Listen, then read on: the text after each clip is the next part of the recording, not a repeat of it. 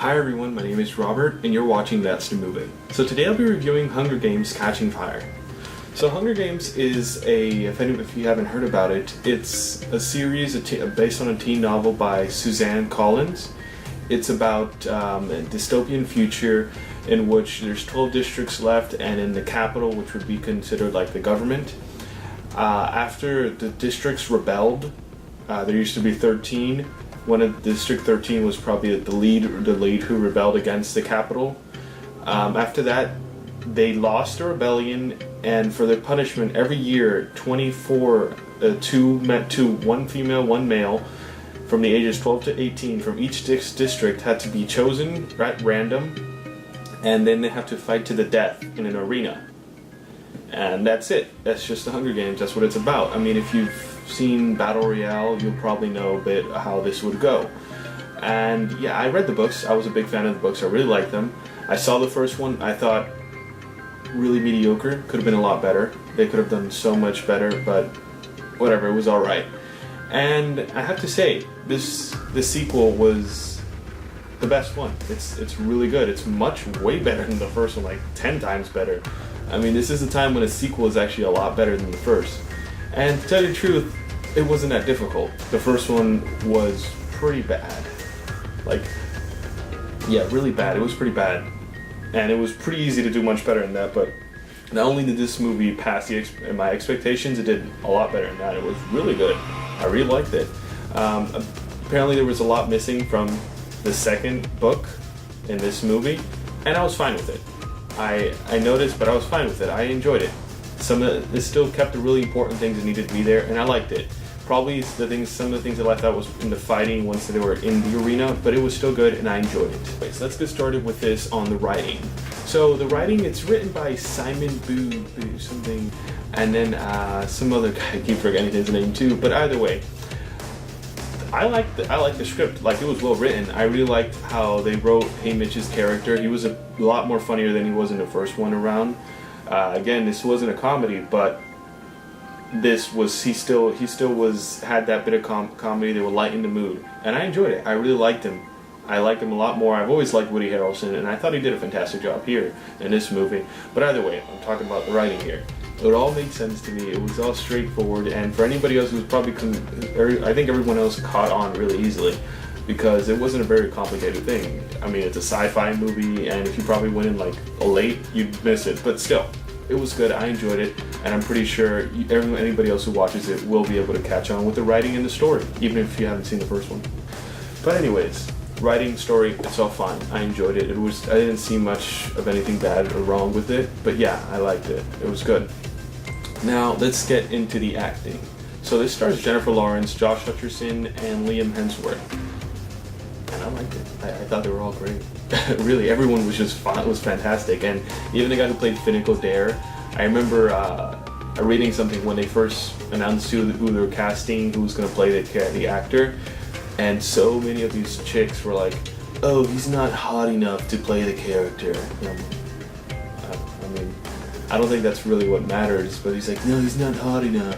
And I didn't really look at him like the first time, but now when I see him as the character in action, I thought he was like, yeah, he had everything.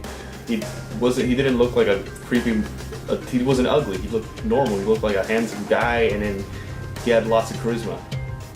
And that's what he had to have, and it was well done. I really liked it. There wasn't anything wrong with it, but yet a bunch of these fangirls were like, "Oh, he's not hot enough."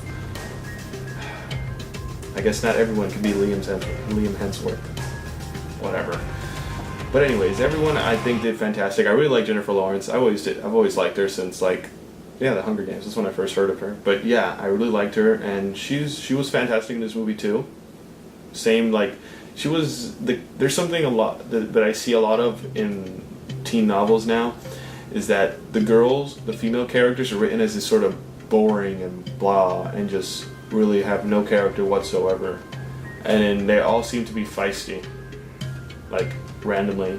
They can be feisty, but it's just that's it. That's all they have. They're feisty and they're pretty boring and blah. And when I read it, that's exactly what Katniss was to me in the book. She was nothing else but just that. And she was just stumbling around, and she didn't do. She wasn't like a very dimensional character like all the other characters in there. Like every other character is written much better than Katniss herself, but I thought Jennifer Lawrence really did nail the character, and she had that thing where her character was kind of blah, but she was also feisty, but not in an annoying way where they all seem like the same crap. I really liked what she did, and it was really nice.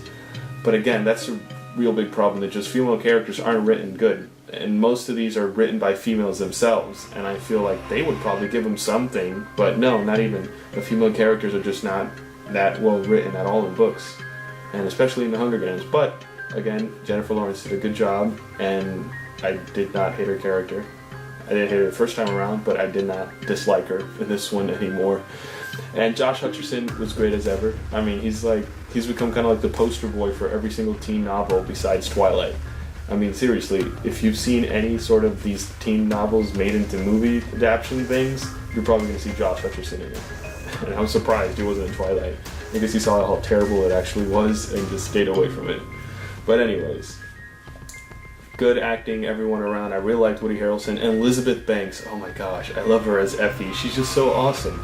I don't know why I've always loved Elizabeth Banks. She's like a very underrated actress, and she's extremely talented and very diverse too. You see her from quite a bunch of different roles, and she nails them each time. I think she's very underrated and underappreciated, and I want to see her more and more things in what she's doing because she's just awesome. And yeah, one of the most underappreciated actors, underrated actors of this generation. I thought she's really good every single time. It's just awesome. I'm never disappointed by her. But anyways, let's get into the directing now. This was directed by Francis Lawrence. He's directed stuff, other things, did like some music videos and some other stuff. I think did Constantine. I liked Constantine, but either way, I didn't like Gary Ross the first time around, and I was kind of disappointed because you had somebody like Gary Ross who directed Seabiscuit. That's enough to like be like, oh yeah, I'm on board for that, but no. Gary Ross wasn't good at all, and that's probably one of the reasons why that movie didn't turn out so well. I didn't like it. But now, Francis Lawrence was amazing. I just loved I don't know if he had a lot of visual input in this movie, if he wanted to focus more on the actors, but I think he did. And visually, this movie was great. Just directing was just beautiful. It was awesome. I didn't see anything wrong with it. I really liked the directing, and much better than the first movie. Like, a lot better. I mean, the first movie was really, really bad, so it wasn't that hard to do better. But this movie just kind of went past mediocre and blew it off the freaking... But yeah, Francis Lawrence, great job. Nothing bad with it at all. I really liked it. There was not a single time where I was like...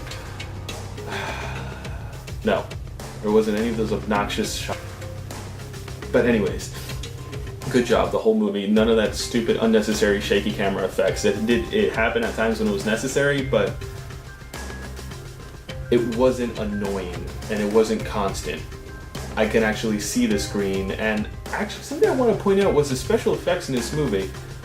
Except for one part that I'm not going to really spoil it, but anyways, like the special effects in this movie were really good, especially when they entered in a chariot thing like they did in the first time around. The first time around it was pretty boring. It was just anticlimactic. It was just terrible. But now in the second movie it was really nice. Like I think they had some actual sets built and then green screen and then everything else was CGI. But the CGI was actually really convincing. Like I can tell it was CGI, but it was extremely convincing CGI. Like it was really good. And especially once they were in the arena, there was times where I'm like, wait, that looks really real. Like they start off on a beach, if anybody remembers, or if anybody's seen the trailer, notice they're at a beach. And sometimes like the aerial shots of the beach made me think like, wait, is that CGI? It really kind of confused me. Like I really thought it was really well done. The special effects were a lot better than the first one, and I really enjoyed it. But yeah, I mean this movie was really good. I really recommend you go see this. It's a good movie, recommend it, and I think I should start rating these reviews, like rating the movies. I'll give this 4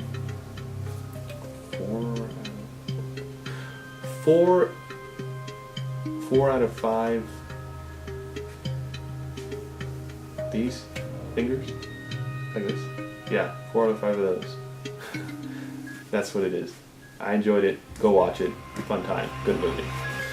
So, this is the end of this review, so I guess I should wrap it up by saying you guys can follow me on Instagram, Tumblr, Twitter, Facebook at TheRealRobertAH, and you can check out my column at thesashamarinashow.com under topics, that's the movie. And every Monday, 12 p.m. 12 p.m. Pacific Standard Time, 3 p.m. Eastern Standard Time, and everywhere in between, I do this sort of news podcast radio show with Sasha. And I just talk about the new movie news, all the movie news that happened this past week, and I just discuss it with Sasha. Sasha gives her opinion. You guys are even able to call in and give your own opinion on news. And sometimes I even have TV news if I think it's really worthy to mention, and the same thing with video games. Because I love video games, and I watch TV shows, and I love movies too. But I mention it if it's really noteworthy. And anyways, you guys can call and give your opinion too. So you guys like this video, share it, subscribe, I guess, favorite it, comment. I like to see some comments. Makes it feel like there's actually people watching. But yeah, do it. And check me out at the podcast. And you guys can actually even find the past podcasts that I've had with Sasha recorded on iTunes, Zune, and a bunch of other things. If you check out the website, thesashamarinashow.com, you can find much more information on that. But anyways, to the end of the review, and you guys got all the information you need, so that's the movie.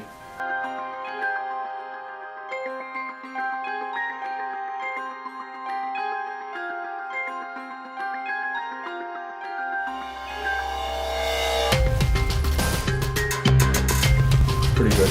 I liked it. I mean, the first one's not really worth watching. The second one, a lot better. Really, really good. And they have quite a bit to do to beat this with the following next two movies. There wasn't shaky freaking camera that looked like Michael J. Fox was camera operator or some shit. I mean, I recommend not watching it when you have tons of little screaming fangirls. Luckily, the theater I got to go into, there was barely no one, mostly adults, and I was fine with that. That was good. But just choose wisely. Choose the right time when you go to see this movie, because this is going to attract a lot of girls, a lot of obnoxious little teenagers, and if you don't want to deal with that, don't go. Just choose your film, right? But either way,